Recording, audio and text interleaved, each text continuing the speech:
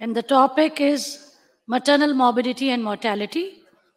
We have esteemed panel of experts, all past presidents of SOGP as the panelists, and we have very eminent speakers in this session to talk about this very soaring and very serious and concerning topic of maternal morbidity and mortality, which is agenda number 1 on SOGP mission and vision.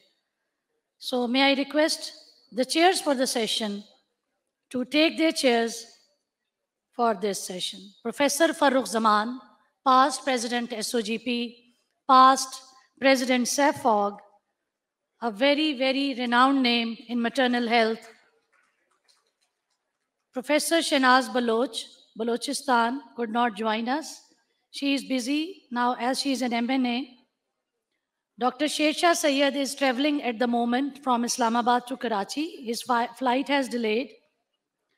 Professor Tasneem Ashraf could not join us because of delay in her flight. Professor Muhammad Farid Zafar. Oh, yes. Ji, sir. Professor Muhammad Farid Zafar. So you can take that seat as well because we have a larger panel, so you both can sit there. Madam Professor Aftab Munir, if she can join them on the stage as the patron of the conference and as past president.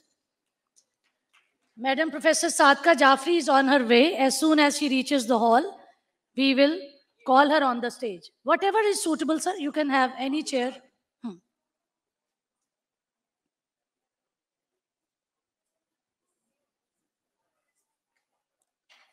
First speaker for the session is Professor Muhammad Zulfikar Bhutta, Emeritus Professor, a pride for the nation. Professor Zulfikar Bhutta is going to talk about maternal and perinatal mortality and morbidity, a global scenario. Professor Zulfikar Bhutta's talk is online, so let's listen to Professor Bhutta.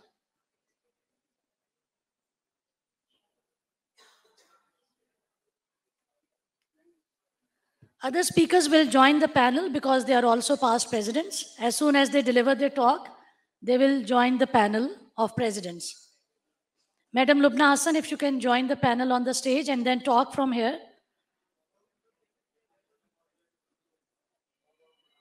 If Professor Razia Kurejo and Professor Sadka has arrived in the hall, then health of Pakistan and what can be done. And what I thought I might do is to quickly talk to you about some of the challenges that we currently face around inequities in this space. So it is no big surprise to anybody that we still, despite the progress made in the Millennium Development Goal period, face an enormous burden of maternal mortality in the geographies that we live in. Particularly in Pakistan, despite progress, it is recognized that maternal mortality ratio is inordinately high, disproportionately high compared to some of the other areas where we have made national progress. And the same is true for newborn deaths. We have one of the highest rates of newborn mortality in the region, if not globally. And most of these deaths are part of the 2.5 million deaths globally that we regard as preventable newborn mortality. As I mentioned, there has been progress in reducing maternal and child mortality globally. If you look at this graphic that my team constructed, you can see that over time there has been a slow reduction in the annual rate of reduction of maternal mortality here in blue, and also in child mortality. And at this rate, we will not reach the Sustainable Development Goal 3 targets of achieving substantial reductions in both. But you will also note that during this period, newborn mortality reduction was much slower. And that's one of the reasons why, as we speak, this becomes a major issue in many geographies, with newborn deaths accounting for about 60% of all child mortality. And it's not just this average reduction that we are looking at, we're also looking at tremendous disparities between countries. So if you take our region, South Asia, you will see that newborn mortality rates differ tremendously. Pakistan's here right at the top, and then many countries have rates varying between 15 to 30 per thousand live births. And such disparities are also notable in other low and middle income countries. Let's spend a second on looking at causes of maternal and newborn mortality. And it's recognized globally from averages that the major killers for mothers are within the categories that you and I recognize as major morbidities. So pregnancy-related hypertension, maternal hemorrhage, usually postpartum, sepsis, and a few other direct causes. And they are linked to the major causes of newborn mortality, particularly things that are in the newborn period. This is a slightly older graphic. This proportion now is around 46%. And these relate to prematurity, asphyxia, and infections. Now, we were very keen to look at all of this from the context of our own data in Pakistan. And as many of you know, the last such effort on undertaking verbal autopsies for maternal and perinatal deaths in Pakistan was in the year 2006-7 as part of the Demographic and Health Survey. Well, recently, my group undertook a major national mortality survey with a cause of death analysis, and I'm showing you today some of the salient results from that in comparison with the results from almost 15 years ago.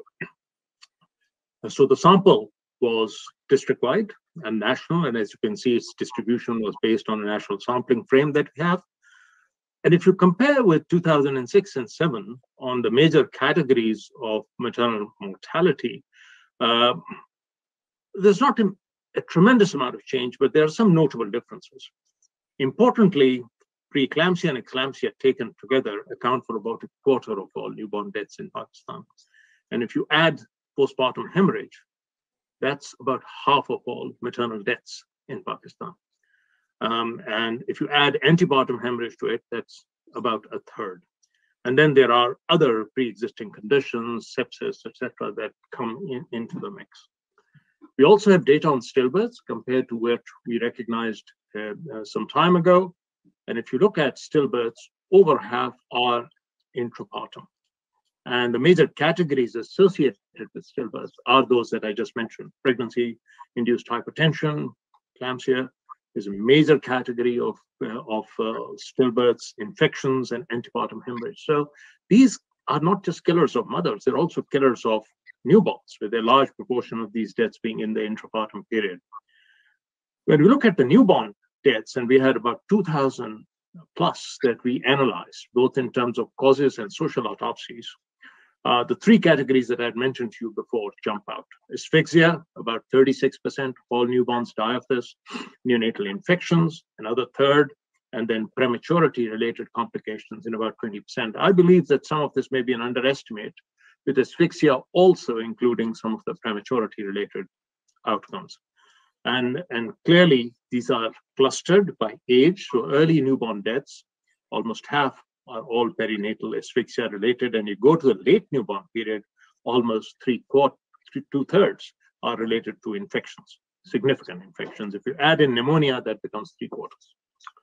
So these are facts, and these are figures that we cite quite often without necessarily going to what's behind these figures and what are the underlying social determinants of health. And I'd like to address that for a few minutes in the context of Pakistan. So to this audience, if you look at the causes of the causes, poverty and disparities related to poverty are one of the major contributors to adverse outcomes. The typical way that we measure this in maternal and newborn health is by looking at asset quintiles, income quintiles. So you will have the poorest to the richest in any geography. These are our analysis of one of the DHS surveys. And as you can see, the disparities for maternal care, whether it is antenatal care, 4 visits, skilled birth attendance, postnatal care, are enormous. And that the rich have significantly better coverage than the poorest, and the poorest and the rich differential is sometimes 2 to 3-fold. Now, this is one way of looking at disparities or inequities, but a better way is to look at it by geography. Some years ago, we drew this map of Pakistan, which is based on the multidimensional poverty index for every district. And as you can see, we probably live in not 1 in 5 Pakistans. There is the Pakistan where you're having your conference right now, where probably living standards are comparable to any other middle-income country. But there are parts of Pakistan, notably Balochistan, parts of of Sindh and South Punjab, where living standards and the social aspects of development are abysmally poor. And you see a close relationship between this and maternal services. So you look at something like skilled birth attendance and you overlay that map on the same multidimensional poverty map, you see that there are places where there is virtually no service. Now, obviously, all of this poverty measurement is just one measurement. Something that I read many years ago jumps out, and I want to share that with you today. So when I read for the first time what Mother Teresa said about poverty being more than just being hungry and homeless, she talked about the poverty of being unwanted, uncared, and unloved for. I didn't quite understand what she meant. And then years later, I did understand what that means. And I'll show that to you in the context of Pakistan. So this is data, again, from one of our demographic and health surveys on inequities in birth preparedness. And you can see the poorest and the richest, tetanus toxoid, facility births. I've shown you this data already. It's quite a steep gradient between the two. But we asked two questions as part of that particular survey. Very simple questions. Had the husband and wife talked about the place of delivery? And had they made financial arrangements to cover that childbirth? And shockingly, in the poorest two quintiles, about 2/3 had not even bothered to think about where the child would be born, because it was just their fate that they did not even think that they would be born anywhere other than maybe their home or in the hands of a traditional birth attendant. And this was reflected at the time when we did one of our first social autopsies of deaths 20 years ago in relation to our health system by looking at how people sought care for critical maternal and newborn illness. So when people encounter that in our communities, in our rural centers, they typically either try and seek care in the upper echelons of the health system or they stay where they are. And that's why at that time, the distribution of mortality, these are maternal and newborn deaths that were clustered 50-60% at home, about 1/3 made their way to the hospital and died there, and about 5 to 10% during the process of transport. I'm showing you these historical data because we've looked at this again recently. And the mortality survey that I talked to you about looked at the place of death, in addition to other barriers for mothers and for newborns. So if you look at mothers, now we have about 60% of deaths taking place in hospitals, but still about 1/4 die at home. So there has been change, but still far from ideal. And you will see the shocking proportion that die during the course of transport en route to a health provider or a facility, about 12.5%. This is 2018. And you look at newborn deaths, that proportion of facility births is also, and deaths has also gone up. But still about 38% of all newborns die at home. So this makes it very evident as to where we need to put our attention. And that's why my group, some 2 decades plus ago, decided to work on many interventions that would reach the poorest of the poor. And what are those strategies? So one of those strategies is breaking the poverty barrier. And we have cash transfers, we have conditional and unconditional variations of that in our safety nets. But the other was to provide community outreach services, because we know that there are no health workers in rural and remote populations. And we've tried to do that for a variety of modalities of health workers. And then you try and link these communities to facilities for perinatal and maternal newborn care and create demand. So some of that fatalism around whether or not you should seek care in a health facility or go to a public sector hospital also requires creating demand in that circumstance. So the strategy, therefore, when you have that kind of health system, is to develop these facility and family community packages. And these packages also include what health workers would do from outreach services. And what we chose, rather than to develop our own health workers, was to work with the government's program of lady health workers. Now, this program, as you know, was started by Benazir Bhutto in 1994. And she, in particular, wanted to do something for rural women in terms of supporting and providing primary care. Over time, the role of these lady health workers has changed from just providing primary family planning services to a range of other things. I mean, they've been the backbone of much of our polio program, for example. But they are there, and there are over 120,000 now. And we decided to work with them. In one of our first projects, we wanted to see if we could improve their training and capacity to impact on neonatal mortality in rural Pakistan. And to do that, we undertook a cluster randomized trial in a rural district of Pala. Then, it became Matiari. This was a cluster randomized trial in 1,400 villages, quite a substantial population.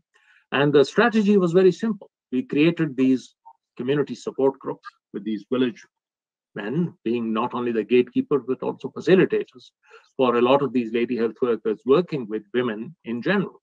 And they did not go to fancy places for training. They used whatever opportunity was available. This is the courtyard of one of the houses where they would hold group sessions in terms of talking to women about their problems and presenting primary preventive care messages.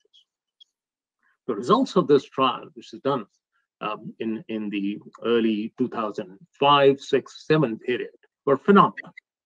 We saw a vast improvement in antenatal care.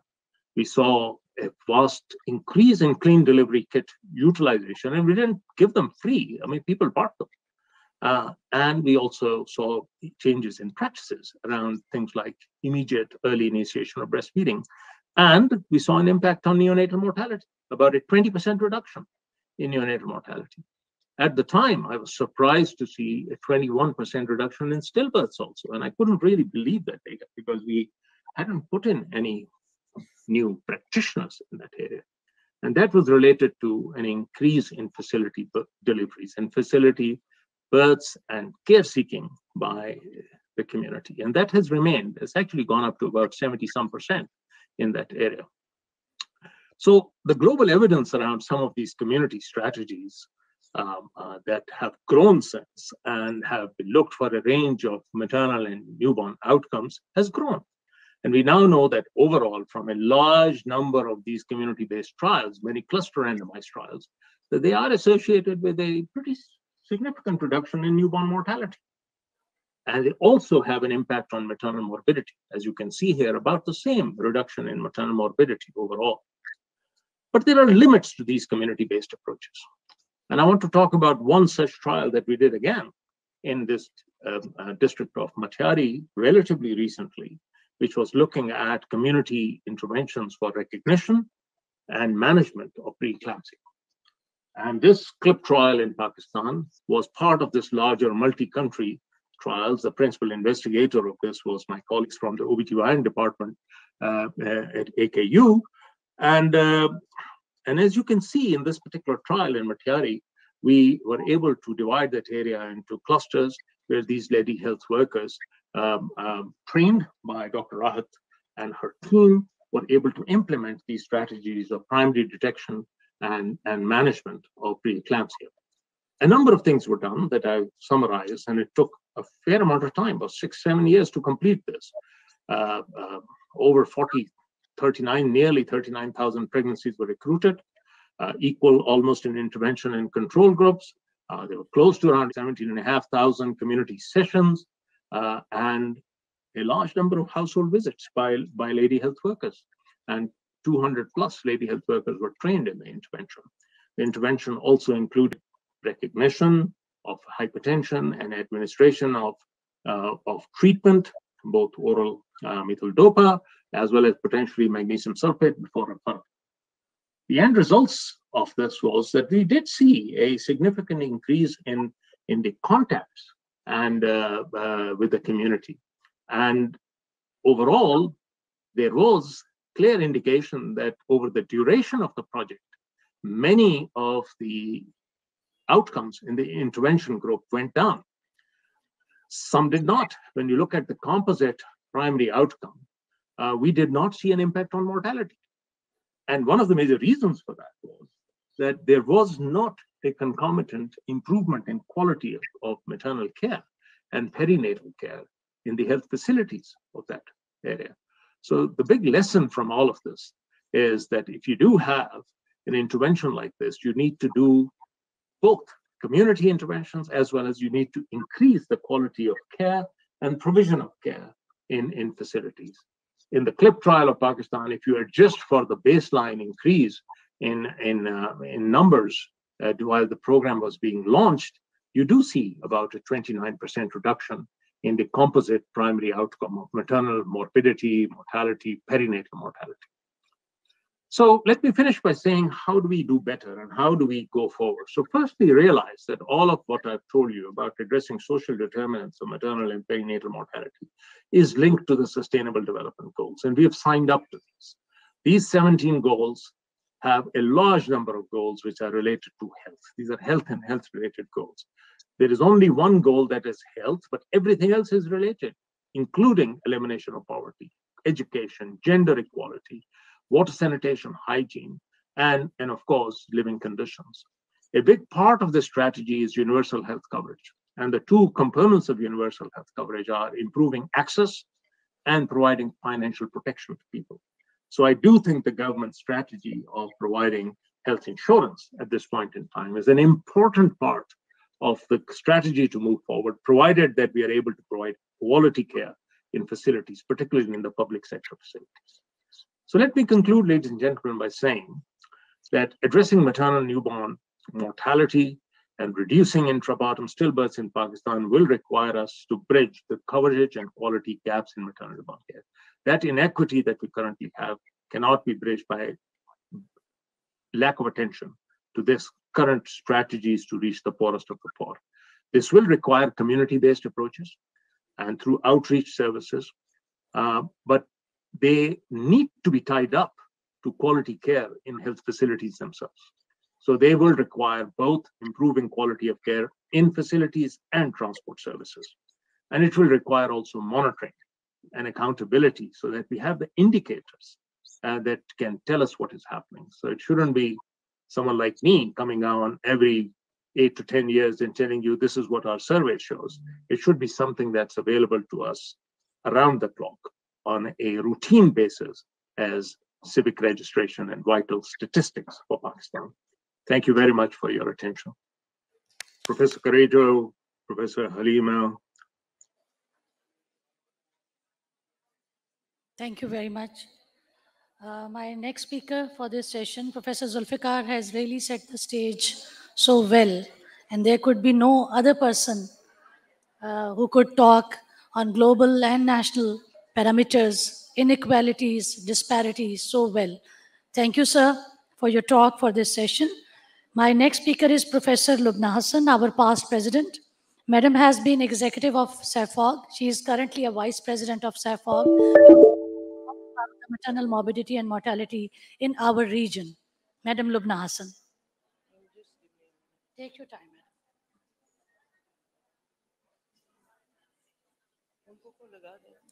Madam की talk लगा दे, हमारी. I just thought I should also have it with me, just in case. Water bottle ready for you? ये वाला किस तरफ से change? ये right आगे.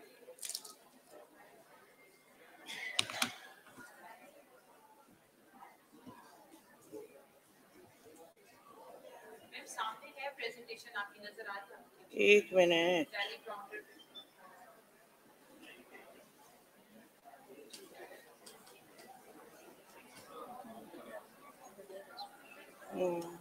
हाँ वो भी ठीक है. हाँ नहीं खैर चल. Assalamu alaikum, ladies and gentlemen, sirs and madams, present and past.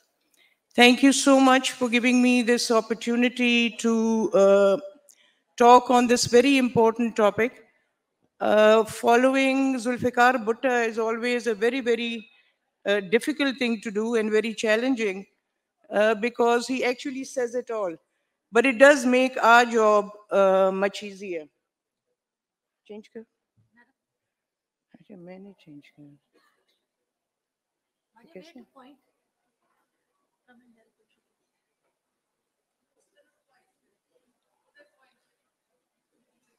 कहाँ point करें?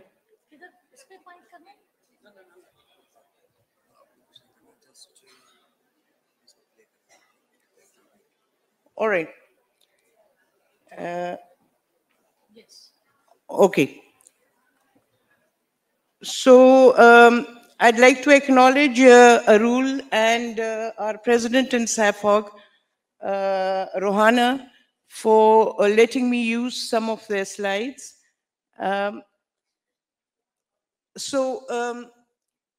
2030, we have to meet the SDG, but the 8 countries that make South Asia are so heavily populated and have so many issues that if we don't not make it, the rest of the world will not. They will not be able to achieve the SDGs if South Asia doesn't. So that's just to put into perspective just how important South Asia is. It comprises of 8 countries, 3 of them very heavily populated. If you see here, Bangladesh, India, Pakistan, Nepal, Bhutan, tiny mountain kingdoms in the Himalayas, Sri Lanka and Maldives, they actually should not be in South Asia if you look at their health indices, but however geographically they are. And of course, Afghanistan, what can we say about Afghanistan? I'll just leave it at that. But there has been some economic development in this country, but in the sectors, in the social sectors, it is lagging behind. This thing doesn't work. All right, so we have population issues. Bhuttas talked about poverty. We have inequalities, not just gender inequities, but also a huge class system, because the rich women do not die in childbirth. And that is a fact throughout the world and specifically in South Asia. We cannot talk about 3.1, that is to reduce maternal mortality, without looking at the other SDGs. That is something that we have to think about. We have to think out of the box and not just think merely about trying to reduce maternal mortality by looking at the causes. You need to look at the other related SDGs as well. So we do have similarities. However, our strength is in our disparities, because what India is doing can apply to what Pakistan can do and improve. And similarly, throughout the region, even in our disparities, we need to sort of find our strengths so that we can couple together, move together. And I think that is where SAFOG and the national societies can get together instead of running after the West, where they come, do their research and then go back.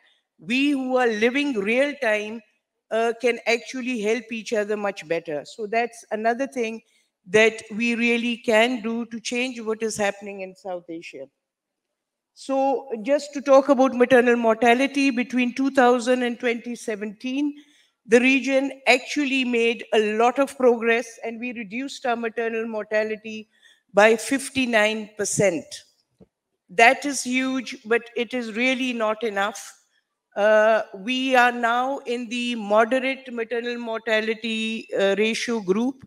That is at least 7 of our countries, the maternal mortality is now below 200.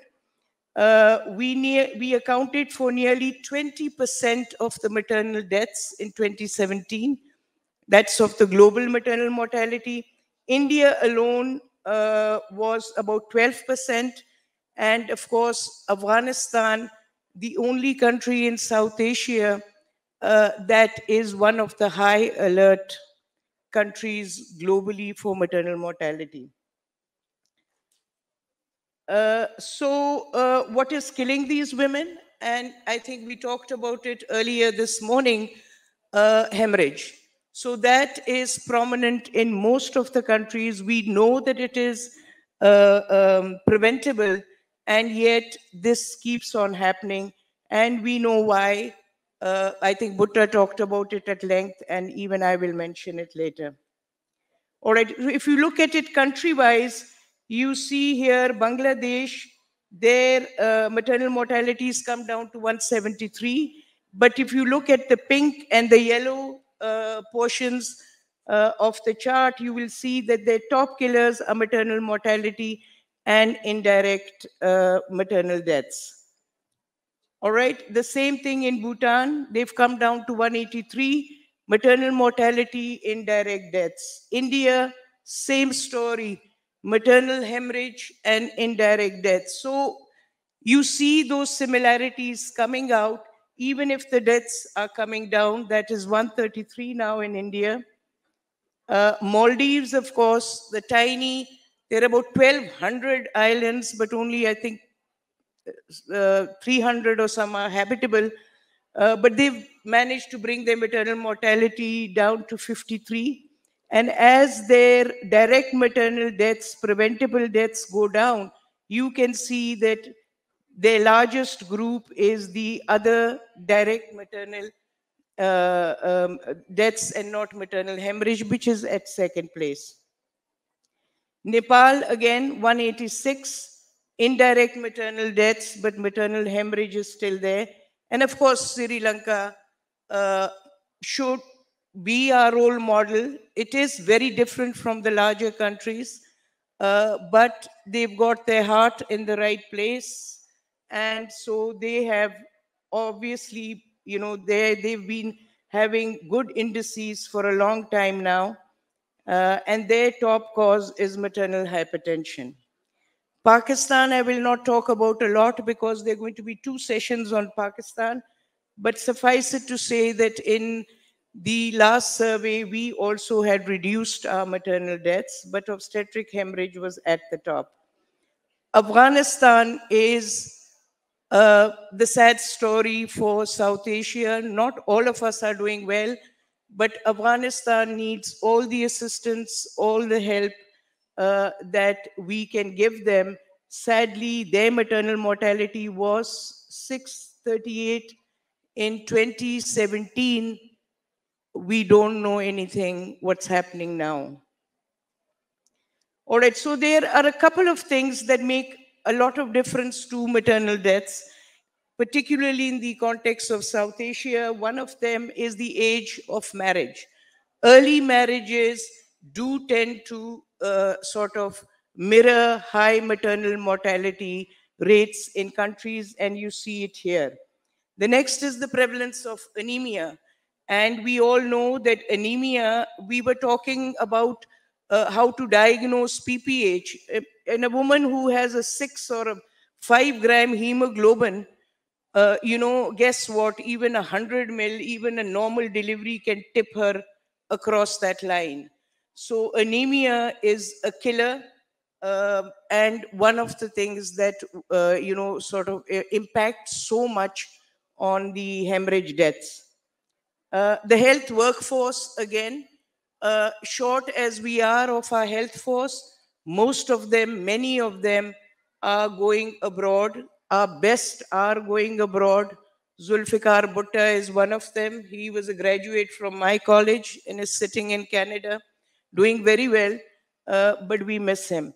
So the health force, which should be about 44.5 per 10,000 population, look what's happening in Asia except for Maldives. In Pakistan, we are different even from South Asia. We've got more doctors than nurses and midwives. If you look at the blue line on top, that's our doctors going up, speeding away, because we now have so many colleges producing doctors.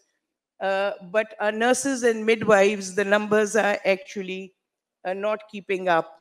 The Afghanistan detail is very interesting because it shows you that even if you have your health force, are they in the right places? And they are, of course, concentrated in the larger towns. If you look in Afghanistan, they are concentrated in Panjshir, in Nuristan, in Kabul, where they are almost 25 and above, but come down to Paktia and it comes down to about 2.3. So the distribution of the health force within our countries is also warped. So why are women dying in South Asia? I think Bhutta talked about it. We all know, nothing new, because we know how to reduce maternal mortality. So why isn't it coming down? Because we have health systems that are inequitable. We have different things for the poor. If they have access, the quality is not good. For the rich, there are other issues. So the health systems are totally fragmented. They're broken. There is the district, the director, then there is the secretary, MTI. The whole thing is fractured. And so there is a lot of constraints there. So despite the economic development, the health investment continues to be low. And this is extremely shocking and embarrassing whenever I talk about Pakistan not doing well and being a poor resource country. For God's sake, we are a nuclear power. Not one, but 2 of the 7 nuclear powers in the world are in South Asia. We are neighbors. We cannot use that bomb. So do something about the women that we are losing. And I think that should be our take-home message from this. So challenges, same thing, clustered disproportionately poor, rural and remote populations. In some countries, social exclusion due to caste and religion. Pakistan, hopefully, fingers crossed, doesn't have that. And of course, political exclusion and migrants who are not given the same benefits as indigenous populations. So to me, I think that all that I've talked about today, or for the last few minutes, a lot of it was based on estimates. And what we need is real-time data so that we can begin to know who is dying. We put faces on these women who are dying, and we can find real-time solutions. And so standard definitions we must have according to ICD-MM. We must begin to institutionalize the maternal death surveillance and response component of data collection, and of course, maternal deaths, the confidential inquiries. But unfortunately, many of our countries in South Asia still lack functional CRVS systems. And so it is difficult to start these vertical programs in a vacuum. Pakistan and many of South Asian countries have institutionalized MPDSR to a certain extent, but it's still early days. So I think we have to go beyond the numbers. We know that too many women, even if we've come down, even if we are doing better, we can do much better. And so we have to stop counting the dead now, put a face to these women, work on our health systems. Universal health care is extremely important.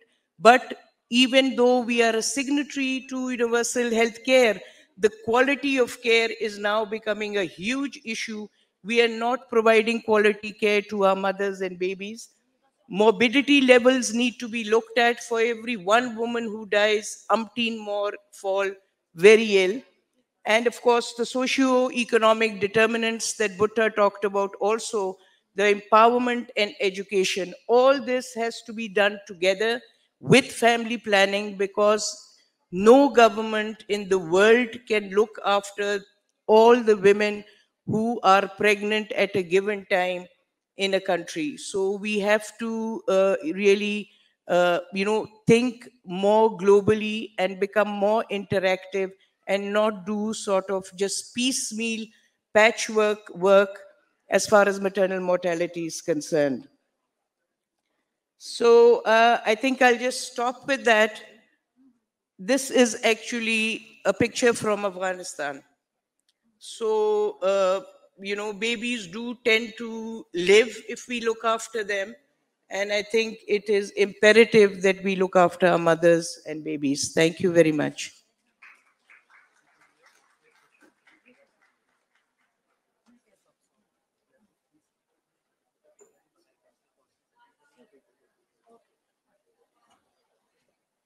Thank you very much, madam. It was really eye-opener to see that hemorrhage is still topping and we are unable to control it, and indirect maternal deaths are now coming up as a serious concern over the whole region, with all disparities and the challenges which this region is facing because of war and other conflicts and man and natural disasters. So the next speaker in the session is Dr. Azra Ahsan. Dr. Azra Ahsan is going to talk about the National Maternal Mortality Survey. Dr. Azra's name in work related to maternal mortality and morbidity is respected and acknowledged with gratitude. Madam Azra.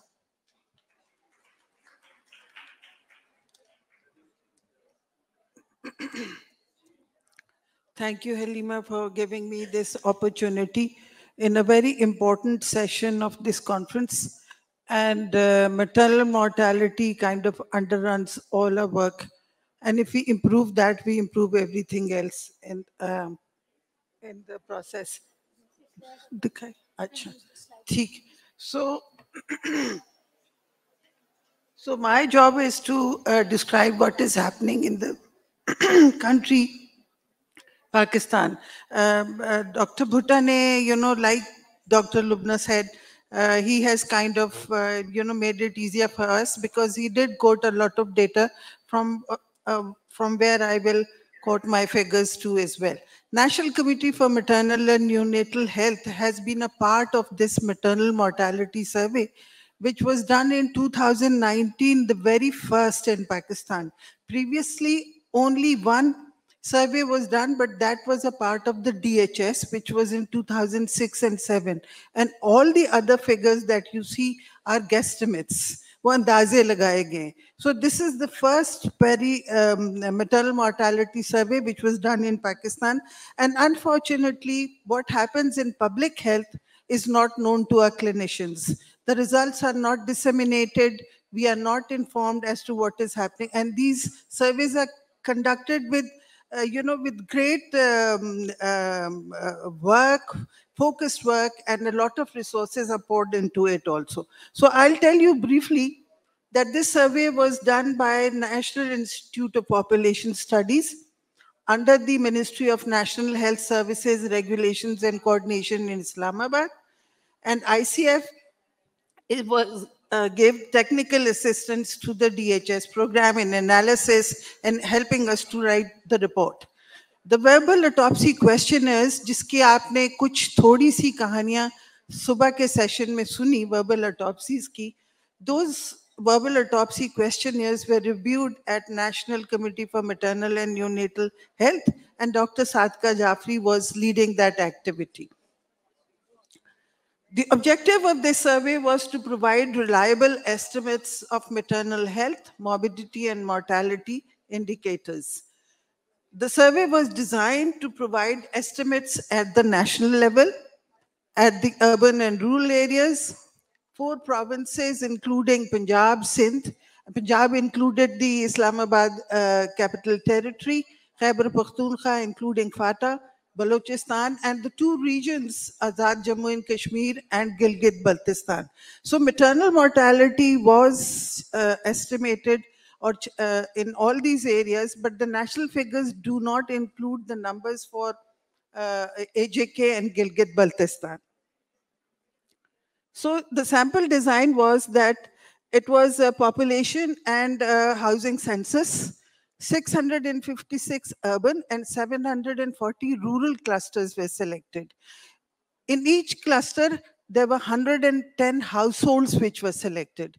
And overall, 153,560 households were selected, more about 1,000 in rural and 72,000 in urban areas.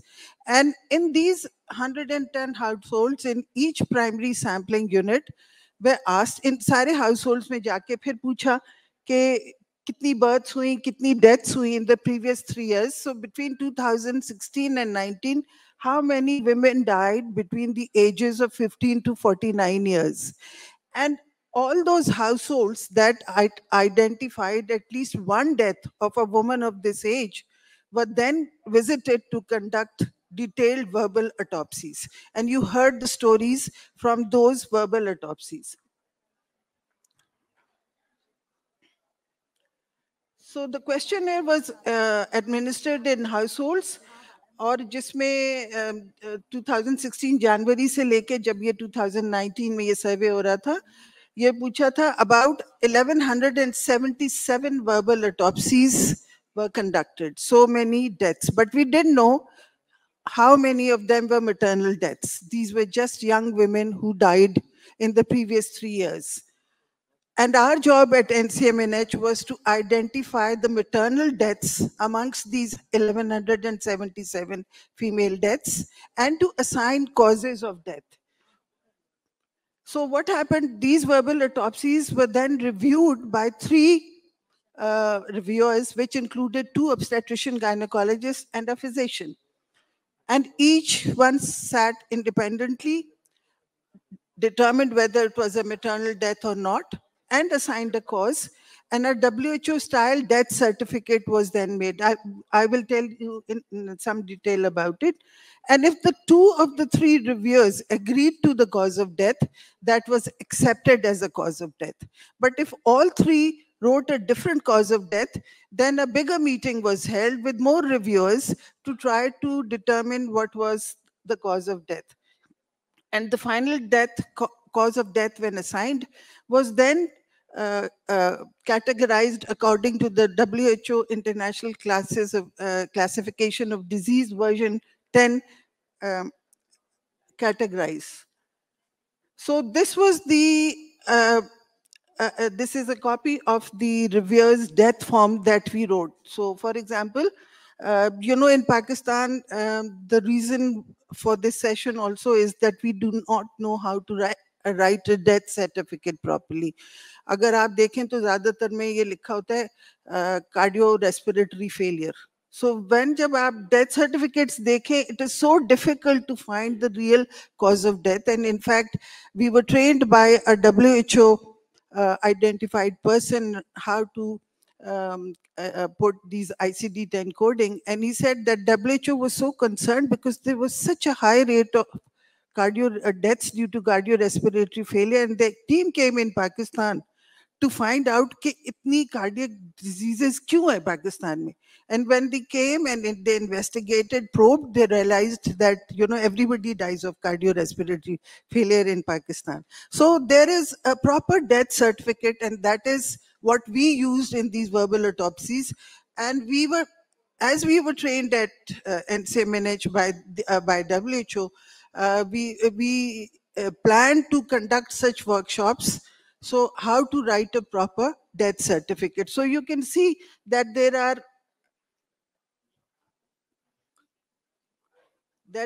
3 lines, usme nazar nahi aayega. 3 lines in the second block, you can see there is A, B, and C. So there is an underlying cause of death, and then which leads to the next cause of death, and then finally an immediate cause of death. So that is how we determined whether it was a maternal death and what was the timing and what level of delays were present. So that is how each verbal autopsy was categorized. So as far as the key findings are concerned, the previous PDHS said the Pakistan's maternal mortality ratio was 286, which has dropped to 186 per 100,000 live births. This was in 2019. And as you know, MMR includes direct and indirect maternal deaths. And if you include the coincidental maternal deaths, it is all 3 groups combined to make pregnancy-related maternal mortality ratio. So if pregnancy-related mortality ratio is 251, whereas maternal mortality is 186. And if you look at the maternal mortality ratio by region, you will see Pakistan is 106. And if you look at the provinces, Balochistan has the highest MMR of 298, but that has dropped from 700 something between the previous survey and this survey. So there has been a considerable improvement there. The next is Sindh, 224. Khyber Pakhtunkhwa is 165, whereas Punjab is 157. It is faring better than, Punjab is faring better than the other provinces. But the best performance is at AJK, although these figures are not included in the national figure. It's 104, and Gilgit-Baltistan is also at the same level as Punjab of 157. If you look at the all-cause mortality, which means 1,177 verbal autopsies were seen, and out of those, 12% deaths were due to maternal deaths. The others were for other diseases, non-maternal causes of deaths. So 12% of young women in Pakistan die of pregnancy and childbirth complications. This figure was 20% for the last survey. So that has improved. Maternal causes of death the direct maternal is 96% and indirect maternal is only 4%. And as Dr. Lubna said, indirect maternal deaths only increase when the direct maternal deaths are controlled. Of the causes of maternal deaths, obstetric hemorrhage is 41%. So that has increased considerably. And pregnancy-due hypertensive disorders is 29%. Treatment that is received is mostly in the public sector, but also in the private sector. And as I'm short of time, I would just say that 12% of all deaths, 96% direct deaths, 4% indirect deaths, obstetric hemorrhage is the leading cause of death. But with all this going on, Halima, just give me 1 minute. With all these changes, things are improving as far as health-seeking behavior is concerned. You can see 91% of women are coming for antenatal checkups. They're more and more. The trend is getting better. The first visit and the 4 visits is 52% and 56%. That is also better. A place of delivery, 71%, if you include both the private and the public, is 71%. And you can see health facility delivery is increasing, but the home delivery is decreasing. And so what I want to just conclude by saying is that although these women are coming to hospitals, but their health is not improving. They are still dying. So in my opinion, a Pakistani woman is caught between the devil and the deep blue sea. If she doesn't come to a hospital with serious complications, she will die. But if she reaches a hospital, she meets a health facility which is inadequately staffed, inadequately equipped, and will make it more possible for her to die in that facility rather than survive that issue. So with that, I conclude.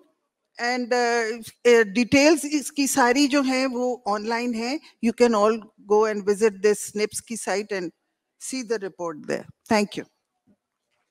Thank you so much, Dr. Azra. Thank you, Dr. Azra, for bringing in. I understand that once the patient reaches, then comes the quality and the safety, which is very, very important if we really want to save these women from dying. The next talk is Professor Razia Kurejo, President SOGP. Professor Razia Kurejo is going to talk about a 40 years experience since their last paper, which was written Mothers Brought Dead, 40 years back at JPMC when the mothers were brought dead. That paper is the most highly cited paper of Pakistan. most highly cited paper of Pakistan with zero financial cost for this research. So that experience of 40 years in a public sector tertiary care hospital, which is bearing the burden of referred, complicated, complex cases, is being shared now. Thank you, Madam.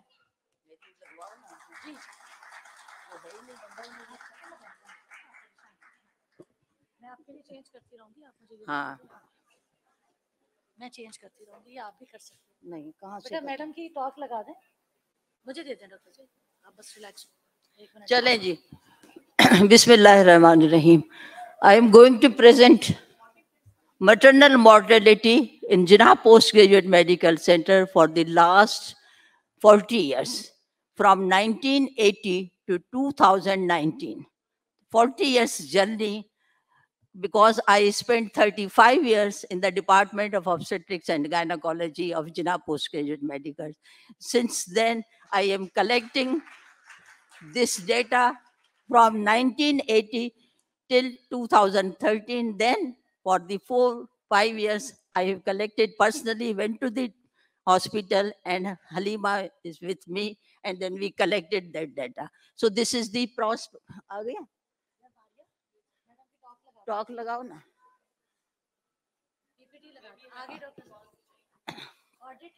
इससे पहले. So this is the prospective study. ठीक है, बस यही है, चले ठीक है, अब यहाँ से चाहिए.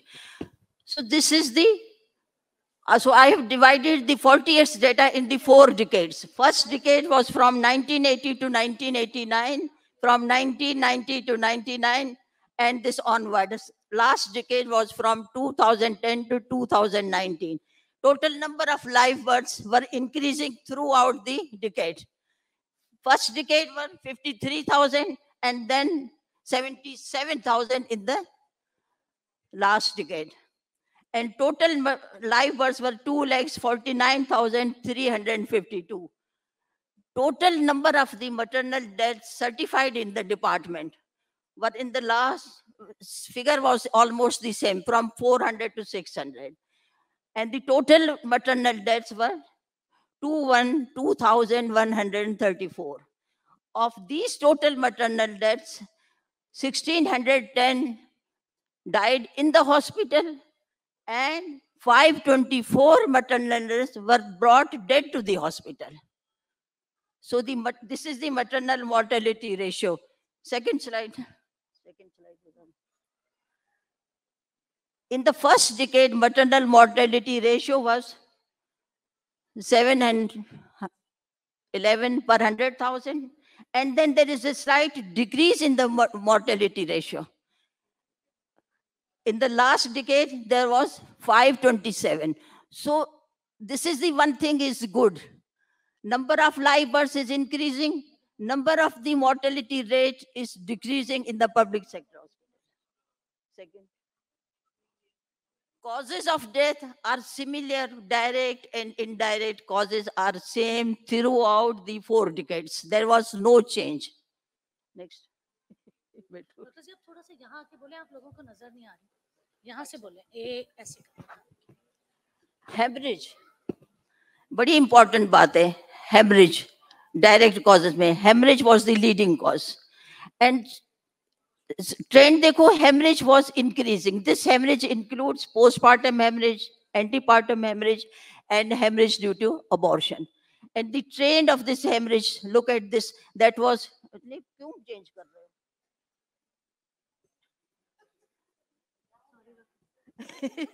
इतना ज्यादा important, hemorrhage increasing. देखो पहले था 20%, अब हो गया है 35%.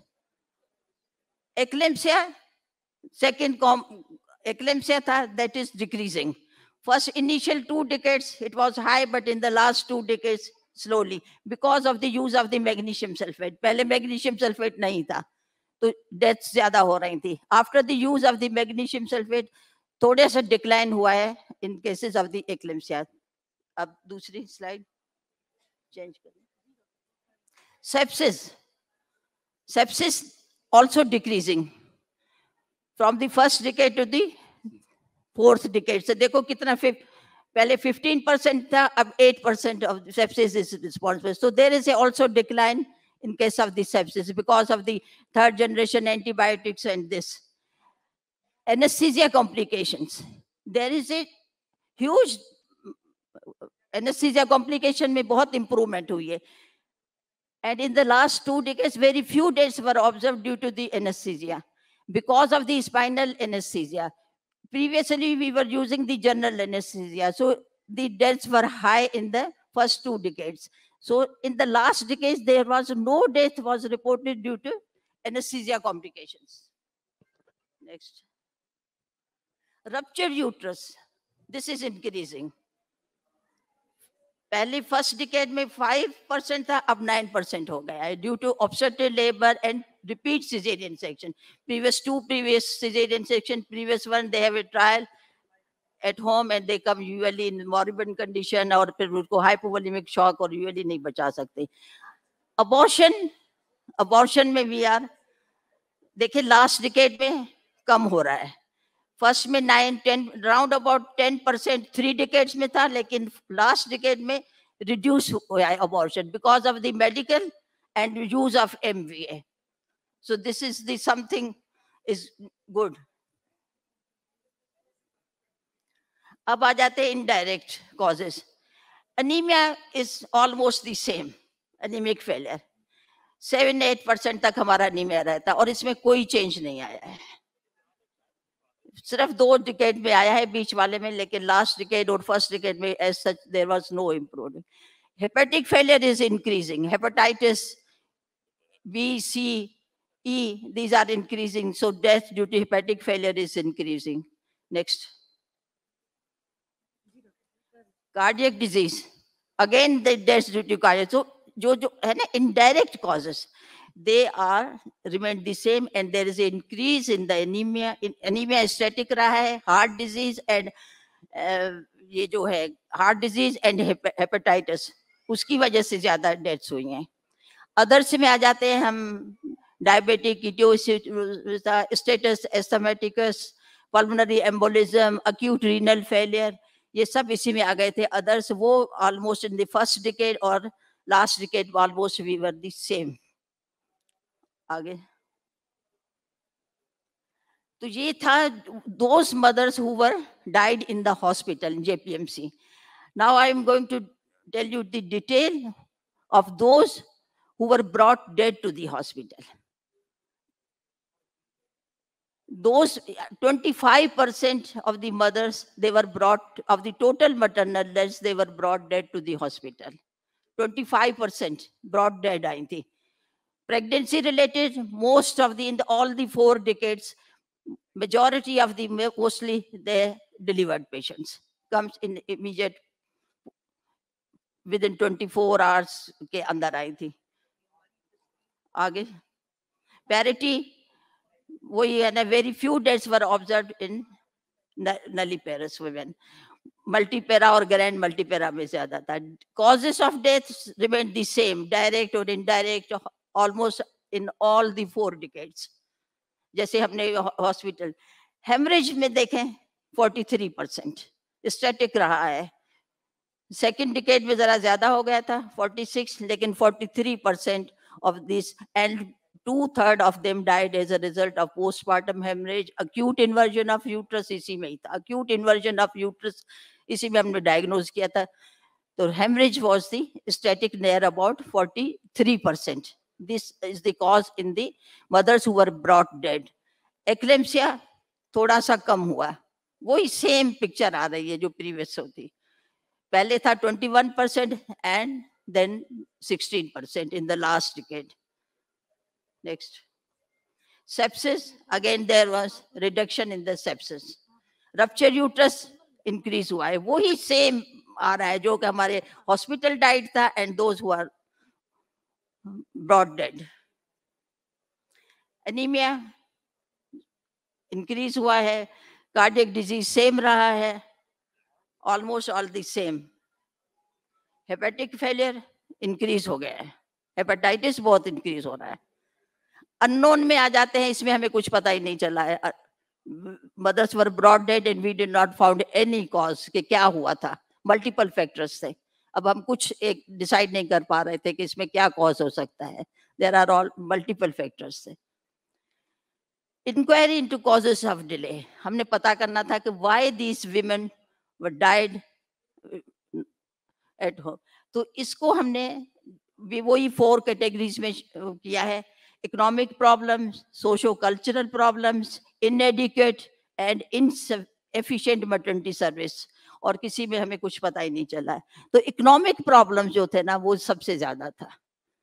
जब पूछा गया औरतों से जो अकम्पनिंग पर्सन था कि patient was brought dead, then we have asked all the inquiries and all this based on the clinical. उनसे जो पेशेंट के अटेंडेंट थे या पेशेंट का हस्बैंड था या पेशेंट के साथ जो भी अकम्पनिंग पर्सन थे उससे हमने पूछा तो ये पता चला कि इकोनॉमिक प्रॉब्लम बहुत ज्यादा था.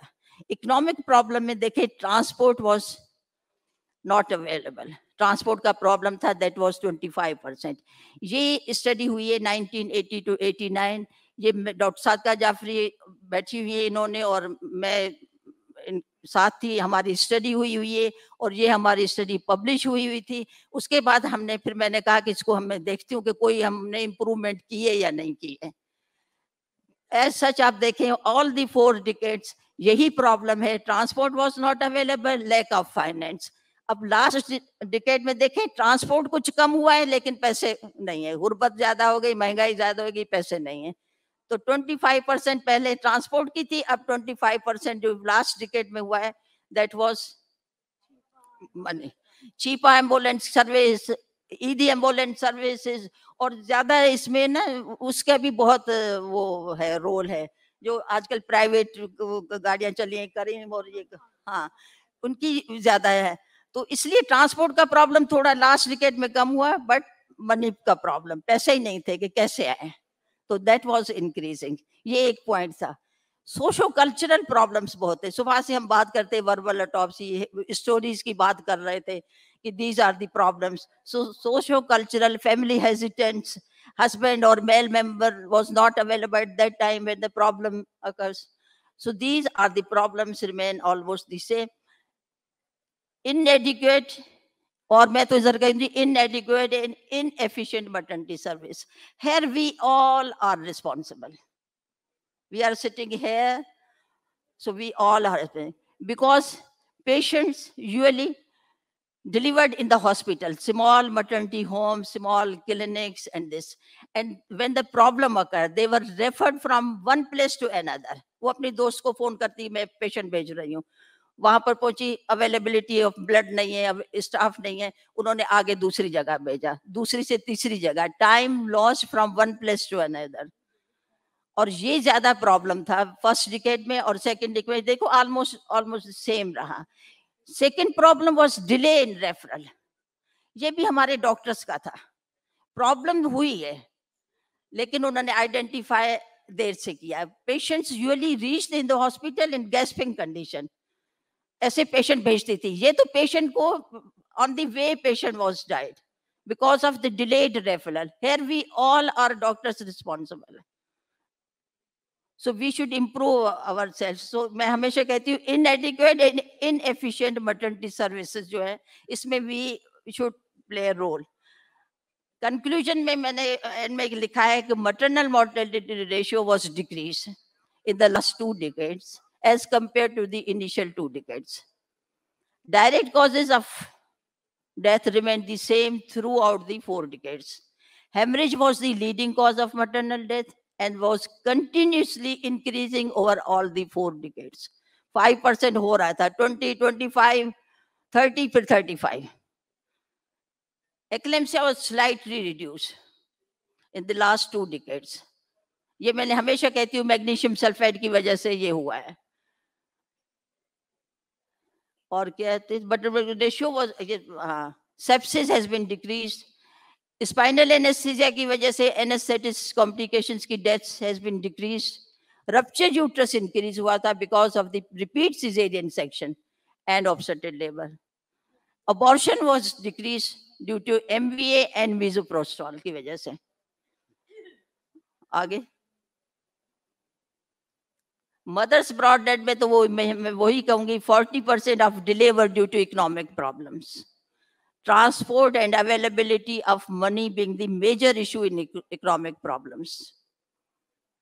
आगे आखिरी स्लाइड है.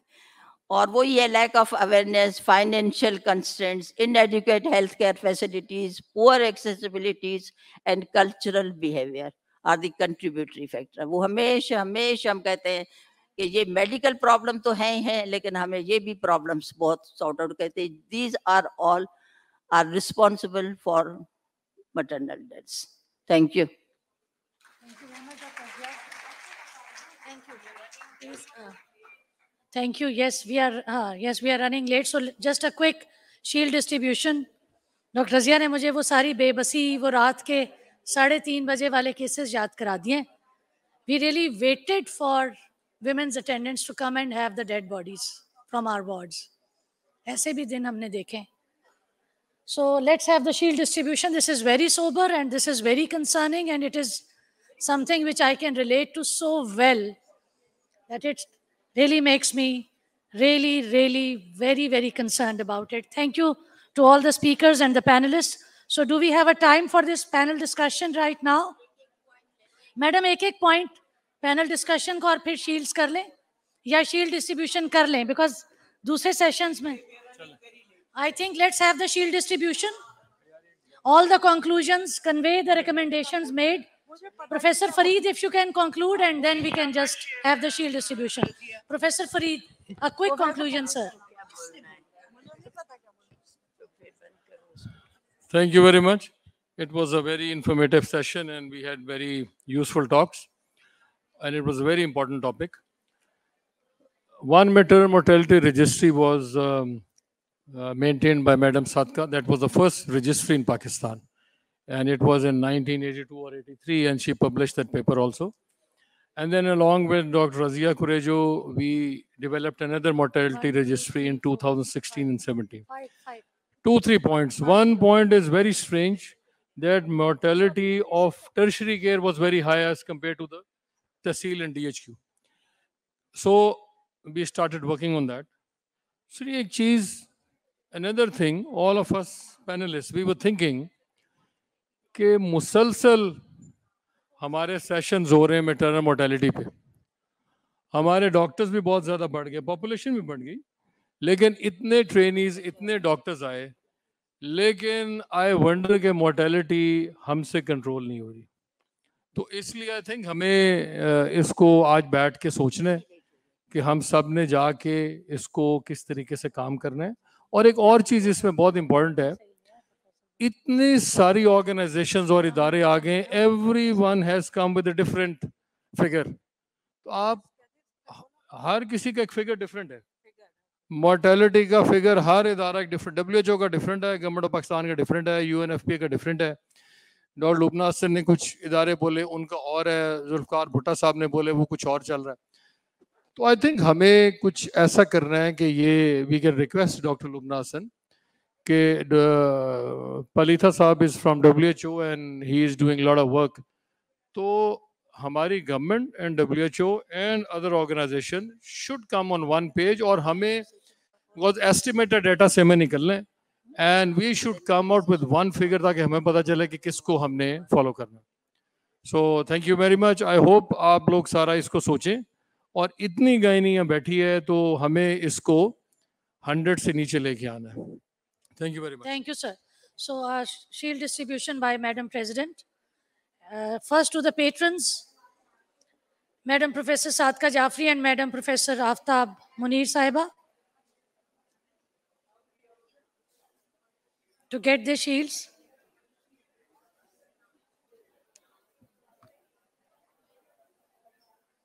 This hall is slightly running late, so the next session is waiting here, I guess.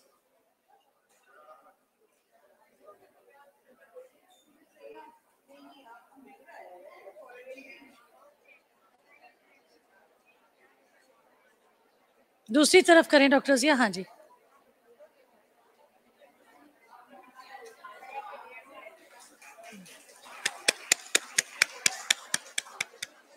Madam Aftab Munir.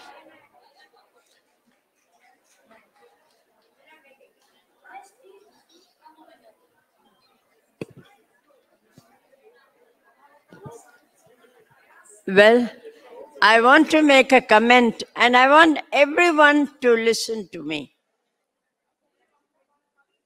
When Razia was a registrar, it was in early 80s or late 70s, 80s, early 80s, and she read a paper in one of the conferences that women die on arrival, dead on arrival in hospital, which she was talking about just now as well. You young girls all come up with a solution why we all have failed.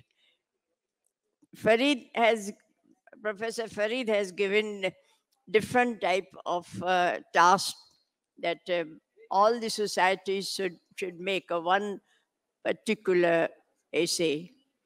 But anyway, I think we depend a lot on you girls. You are young, you could spread this message and go and take care of women. It looks as if we have failed.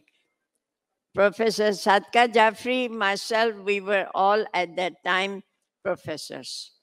And we have not been able to, we only tried to educate young girls so that probably you girls will go and do something. Thank you so much. Thank you. Thank you. Madam, get your shield. And then we can leave the hall for the next people to start their session. The previous session where the shields were not awarded, please come and have your shields from President Razia Qurejo, Dr. Azra Hassan, Dr. Mubashra Samina, and Dr. Shaila Bakai. In the previous session of verbal autopsy session, the shields were not distributed. Please come and get your shields now.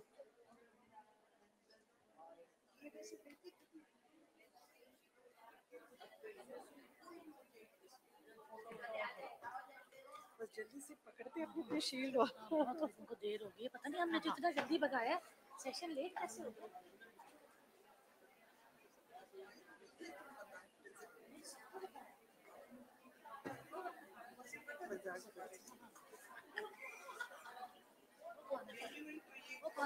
आज वो थी ना, वो चली गई, Luna भी चली गई, रक्षंदा भी चली गई, जी मैडम आ जाए, आप पिछले सेशन में थी ना सबसे पहले वाले, जी जी चले जाए, नहीं दोगी हुमैरा आ जाइए, हमें तो दी नहीं, शील्ड ले लें। ये प्रीवियस सेशन की भी अभी से मिल रही है बिकॉज इन लोगों की रह गई थी, Humaira Mansoor, madam professor Zaida Parveen, Mubashra Sameena. Thank you very much. Doctor Azra please get your shield, Humaira Mansoor please get your shield. जिनको दो दो शील्ड्स मिल रही हैं वो प्लीज दोबारा एक एक जमा करा के जाइएगा, so that we need to be environment friendly and we need to be less wasteful.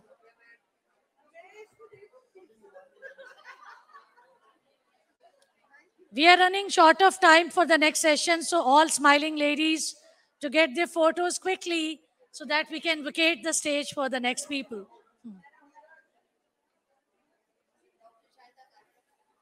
Dr. Shaida Zaidi, if you are here.